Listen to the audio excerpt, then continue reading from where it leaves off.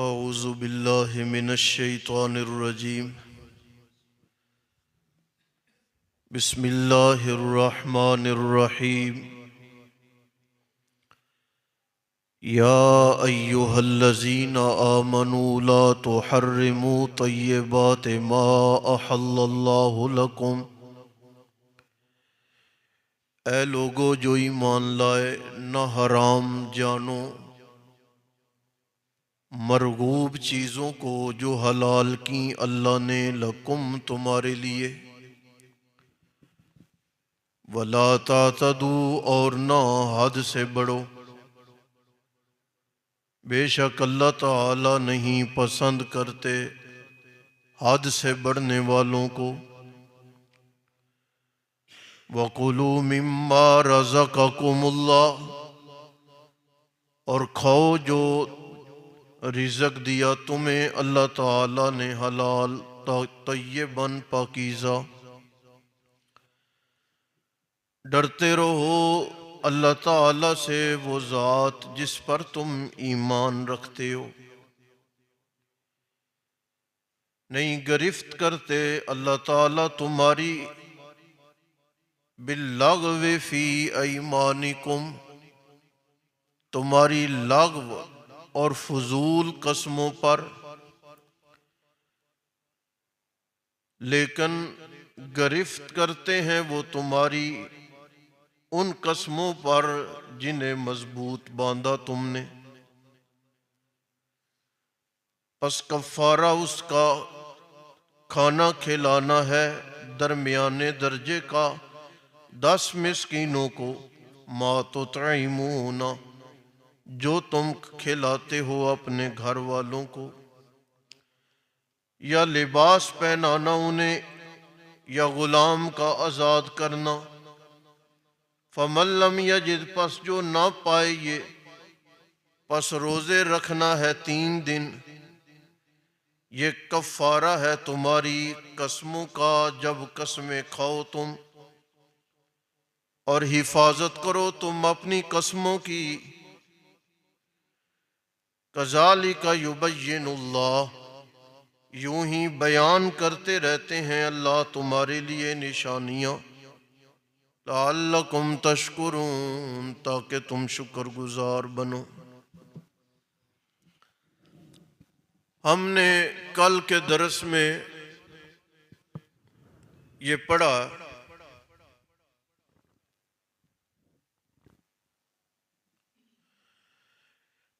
کہ رزق انسان کے پیدا ہونے سے شروع ہوتا ہے پیدا ہونے کا مطلب جب روح پڑتی ہے تو رزق شروع ہوتا ہے وفات تک انسان کا رزق انسان کے ساتھ چلتا ہے یاد رکھو پیدا کرنے والا اپنی مخلوق سے بے خبر کبھی نہیں ہوا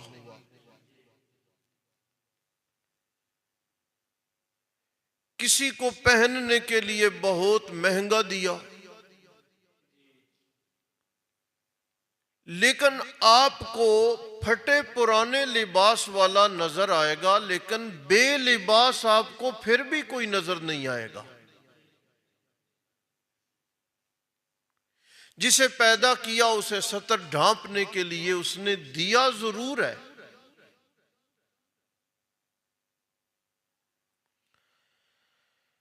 آپ نے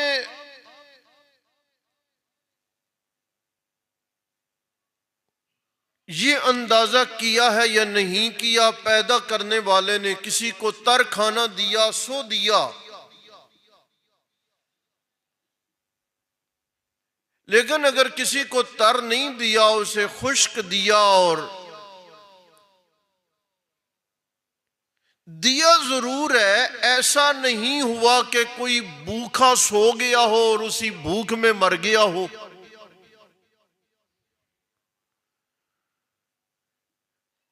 کبھی رات دن کسی پہ آزمائش آ گئی ہو سو آ گئی ہو دیتا ضرور ہے،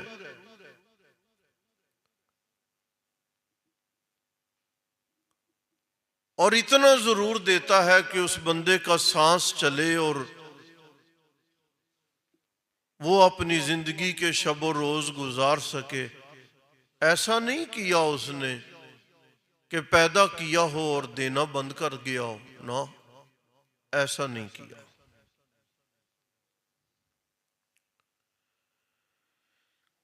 دینے کا اس کا اپنا ایک انداز ہے۔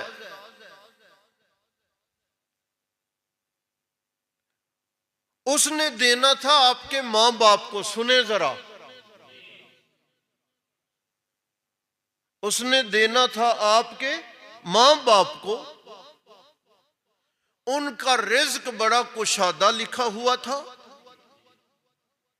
میرا آپ کا رزق اس کے مقابلے میں تنگ لکھا ہوا تھا۔ اللہ نے ماں باپ کا کشادہ رزق ہمارے ذریعے سے ماں باپ تک پہنچایا۔ اس کا فائدہ یہ ہوا کہ ماں باپ کی گزر بسر بھی ہو گئی، لیکن ان کے حصے کے وسعت رزق نے فائدہ ہمیں دے دیا۔ بڑی بات کہہ گیا ہوں میں، پتہ نہیں آپ سمجھ پائے ہیں یا نہیں۔ کبھی کبھی اولاد کا رزق اتنا نہیں ہوتا، بوڑھے باپ کا رزق زیادہ ہوتا ہے، لیکن جب اولاد اپنے ماں باپ پہ خرچ کرنے سے کترانے لگے نا، اللہ وہ جو باپ کا رزق اولاد کے ذریعے سے باپ کو پہنچا رہے ہوتے ہیں نا، اللہ کسی اور طریقے سے دینے لگتے ہیں۔ باپ خوشحال ہو جاتا ہے، اولاد سڑکوں پہ آ جاتی ہے، پھر جا کے پتہ چلتا ہے اولاد کو کہ مجھے جو مل رہا تھا نا، جی اللہ میرے باپ کی وجہ سے مجھ پہ مہربان تھا۔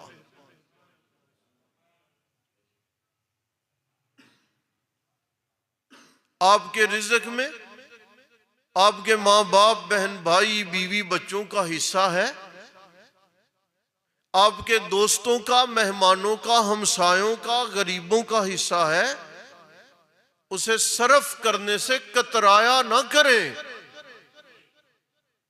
اللہ نے انہیں دینا ہے، اللہ طریقہ، انداز اور راستہ بدل لیں گے۔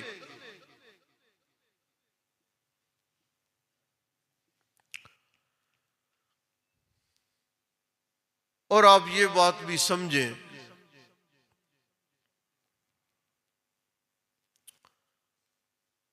کہ وہ مالک اور وہ رب جس کے خزانے میں کمی ہے بھی کوئی نہیں اور ہو بھی نہیں سکتی، وہ اگر کبھی کسی کو تھوڑا دینے لگتا ہے تو یہ مطلب نہیں ہوتا کہ مال تھوڑا ہے۔ کسی کو دن کا دیتا ہے تاکہ یہ اگلے دن کے لیے مانگ لے۔ بعض لوگوں کا مانگنا اور مانگتے رہنا اللہ کو اچھا لگتا ہے،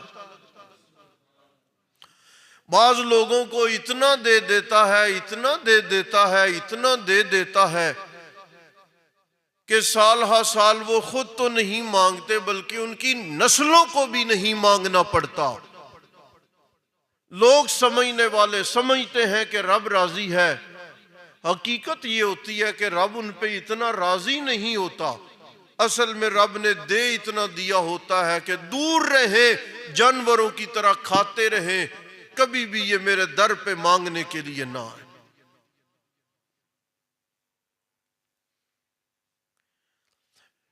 وہ لوگ بڑے تھوڑے ہیں جنہیں اس نے دیا ہو اور وہ اللہ کی عطاؤں کو سمیٹنے کے بعد اپنی زندگی میں سجدہ شکر کرتے رہیں، وہ بڑے تھوڑے لوگ رہ گئے ہیں۔ نہیں تو آپ نے فرمایا اللہ مال والوں کو مال دے کے اور علم والوں کو علم دے کے اللہ ان کی آزمائش کرتے ہیں اور جانچ کرتے ہیں۔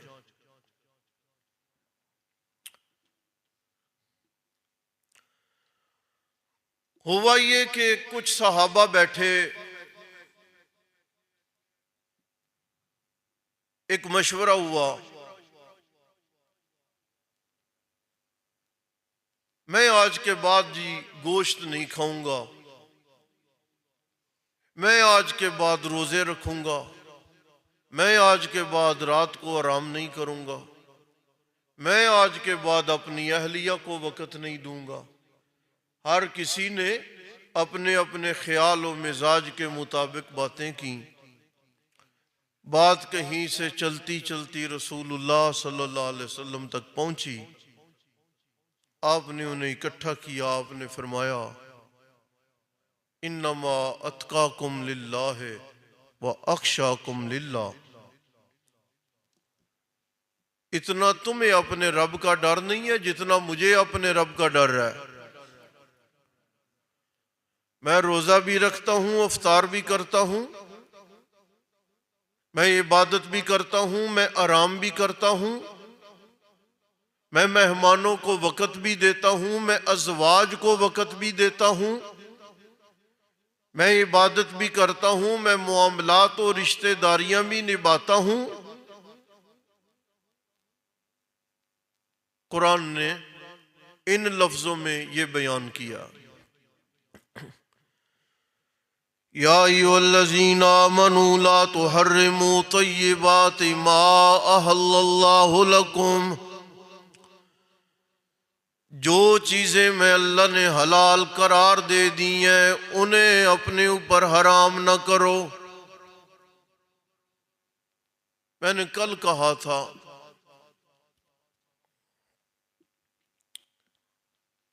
عیسائیوں میں کچھ لوگ تھے جنہیں رہبان کہا جاتا تھا۔ وہ کون ہے؟ دنیا سے بیزار، دنیا کی لذتوں سے بیزار، کنارہ کش، جنگلوں پہاڑوں میں جا کے، جھونپڑیوں میں اور غاروں میں مل گیا نہیں تو کئی کئی دن بھوک کاٹی۔ ہم جی کیا ہیں؟ یہ تارک دنیا ہے، یہ دنیا سے ترک ہے ان کا، اور یہ کنارہ کش ہیں دنیا سے، اللہ والے ہیں، درویش لوگ ہیں۔ اسلام آیا، نبی علیہ السلام نے فرمایا لوگو یہ جو رہبانیت ہے نا، دنیا سے کنارہ کشی، یہ میرے اسلام میں جائز نہیں ہے۔ اسلام کی رہبانیت ہے اللہ کی راہ میں جہاد کرنا۔ آج بھی کچھ لوگ پائے جاتے ہیں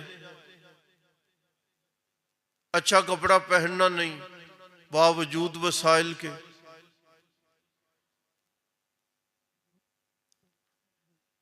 گاڑی کی استطاعت ہے تو لینی نہیں،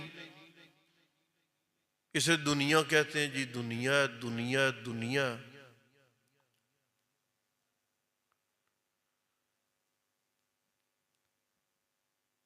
رہنے کے لیے اچھی جگہ بنانے کی صلاحیت ہے تو رہنے کی جگہ نہیں بناتے۔ ایک ہے بنا نہ سکنا، ایک ہے بنانے کی ہمت ہونا۔ کیا ہے جی چند روز کا رہنا ہے جی۔ کچھ لوگوں نے اچھے جملوں کا مطلب بڑا غلط بنا کے رکھا ہوا،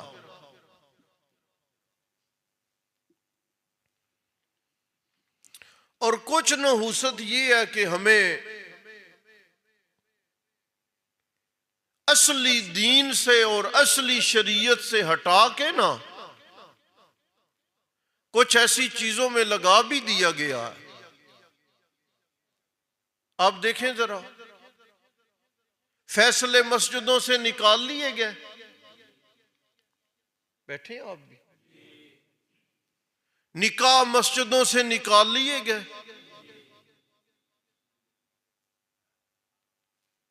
کیا ہو رہا ہے؟ جب تک مسجدوں میں تھے انصاف تھا، نکل گئے۔ اور ہماری مسجدوں کو غیر مسلموں نے بر صغیر پاک و ہند میں جب انگریز قابض تھا، چلا تو گیا، لیکن ہم میں وہ سوچ ابھی تک نہیں گئی۔ آپ دیکھیں ذرا ہماری جو مسجدیں ہیں، ہماری مسجدیں، انہیں کیا بنا دیا گیا؟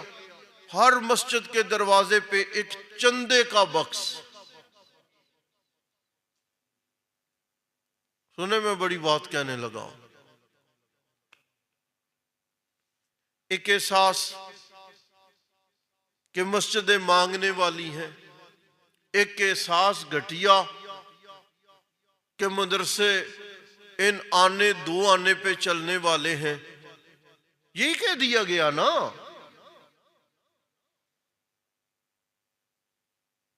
ہم اصلی دین سے، میں سمجھتا ہوں شاید یہ بات کہاں تک ٹھیک ہے کہاں تک نہیں ٹھیک. ماضی قریب میں تو ہم وہ پہلے بندے ہیں جنہوں نے پیسے 2 لاکھ 2 لاکھ کے اعلان چھوڑے ہیں مسجدوں میں. ہیں جی، یہ تو میں سمجھتا ہوں ہم یہاں کے لوگ پہلے لوگ ہیں.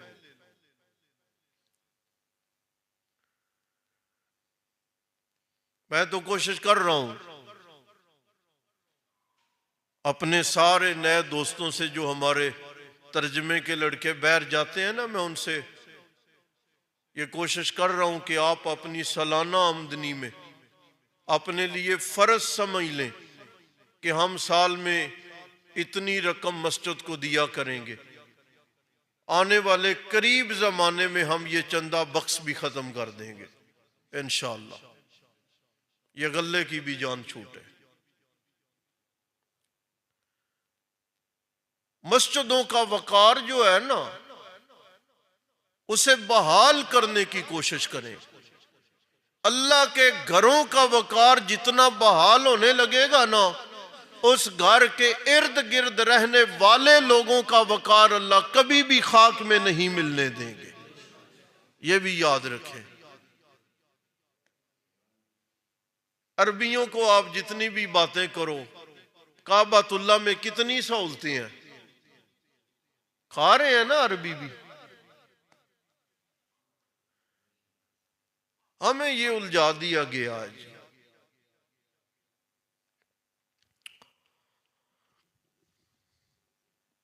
حالانکہ جو مرغوب چیزیں ہیں،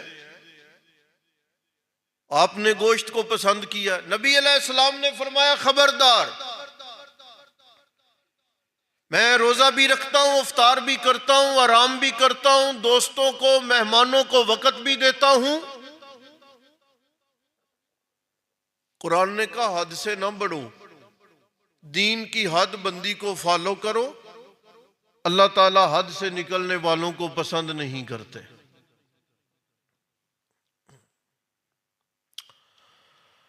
وَقُلُوا مِمَّا رَزَقَكُمُ اللَّهُ حَلَالًا طَيِّبًا، اللہ نے جو تمہیں حلال اور طیب رزق دیا ہے خوب کھاؤ. لیکن ایک بات کا دھیان کرنا، وَاتَّقُوا اللَّهَ الَّذِي أَنْتُمْ بِهِ مُؤْمِنُونَ، جس اللہ پر تم ایمان رکھتے ہو اس اللہ سے ڈرتے بھی رہا کرو. آگے جی یہ ذرا قسم کی بات ہے. قسمیں 3 قسم کی ہیں. کتنی قسم کی؟ 3. اس کو ذرا سمجھے. یار سیدھے ہو کے بیٹھا کریں کیا آپ کو. ایک قسم لغو، بات بات پہ لوگوں کو نہیں عادت ہوتی. قسم اتنی بات نہیں لمبی ہوتی جتنی وہ قسمیں کھا دیتے. یہ کوئی قسم نہیں ہے. سمجھ آگئی؟ نہ کفارہ ہے، نہ اس قسم پر کوئی اعتبار ہے، نہ اس پر کوئی اعتماد ہے. یہ گئی. پیچھے 2 قسمیں رہ گئیں. ایک قسم آپ نے ارادہ کیا میں کل یہ کام کروں گا، دیانتداری سے ارادہ کر لیا کہ میں نے یہ کام کرنا ہے یا میں نے یہ کام نہیں کرنا. اللہ کی قسم ہے میں یہ کام کروں گا، نیت ٹھیک ہے، لیکن آپ کل وہ کام نہیں کر سکے، قسم ٹوٹ گئی۔ آپ نے کہا تھا میں نے کام نہیں کرنا، مجبوری بن گئی، کرنا پڑ گیا، قسم ٹوٹ گئی۔ 10 مسکینوں کو کھانا کھلانا، یہ جو کفارہ بیان ہو۔ ایک تیسری قسم ہے قسم کی، وہ کیا کہ بندہ جان بوجھ کر جھوٹی قسم کھائے، پتہ ہے میں جھوٹ بول رہا ہوں، جان بوجھ کر جھوٹی قسم کھائے، اس کا کوئی کفارہ نہیں۔ علماء نے لکھا ہے اپنے جھوٹ پر اللہ کا نام لے کے اپنے رب کو گواہ بنانے کی کوشش کرنا اتنا بڑا گناہ ہے کہ ساری کائنات بھی اگر کفارے میں دے دی جائے تو جھوٹی قسم کا کفارہ ادا نہیں ہو سکتا۔ سمجھیں آپ؟ اس لیے قرآن نے کہا ہے کہ جب قسمیں کھاتے ہو نا تو اپنی قسموں کی حفاظت بھی کیا کرو۔ ہاں، کفارہ جو ہے نا، یہ جو کفارے والی قسم ہے، ایک ہے جان بوجھ کے جھوٹی اٹھائی ہے، کفارے والی جو قسم ہے، کبھی آپ نے کوئی قسم کھا لی اور آپ کو محسوس ہوا کہ مجھے یہ کام کرنا چاہیے، آپ کو والدین نے، اساتذہ نے کہہ دیا، آپ کو کام وہ کرنا پڑ گیا، اور کرنا غیر شرعی نہیں ہے، حکم ماننا غیر شرعی نہیں ہے، آپ نے کسی وجہ سے قسم کھائی تھی، اب کرنا پڑ گیا، تو پھر آپ اس قسم کا کیا دیں گے؟ کفارہ دیں گے۔